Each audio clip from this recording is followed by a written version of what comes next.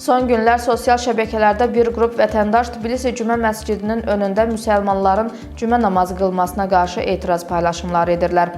Yayılan video görüntülərdə müsəlmanların namaz qılarkən yolu bağladıkları iddia edilir və bu tənqid olunur. Araşdırmacı jurnalist Eliso Kiladze isə öz Facebook səhifəsində Altinfo və konservatorlar tərəfindən böyük bir təxribatın hazırlandığını və xaçla ibadət edənlərin üzərinə yürüş edəcəkləri barədə məlumat paylaşıb. Eləcə də aidiyyatı orqanları müdaxilə etməyə çağırıb.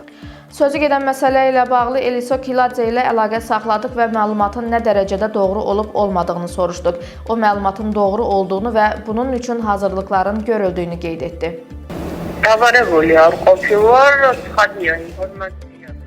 Sosial hesabımda paylaşdığım məlumat həqiqəti əks etdirir və mən orada aidiyyəti qurumları da işarələdim ki, məsələyə müdaxilə etsinlər və hər hansı xoşagəlməz hadisə baş verməsin. Qeyd edim ki, bu barədə polis hələ mənimlə hər hansı sorğu aparmayıb.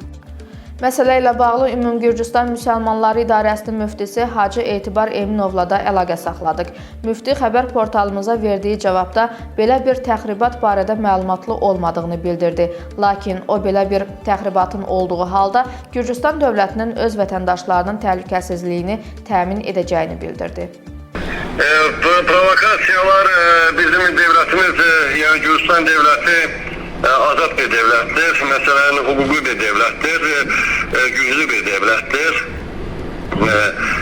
Devletimizde de bütün dini, yani bütün dini kurumların, bütün dinlerin hakları güzel bir şekilde korunur. Hele husus yani bizi kimilerden, mesela biz Müslümanların veya başka bir yani azlıkların da hakları korunur.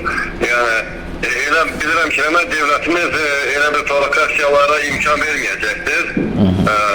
İmkan verməyəcəkdir ki, indiyənə qədər də heç bir zaman elə bir provokasiyalara imkan verməyibdir və indi də verməzlər inşallah.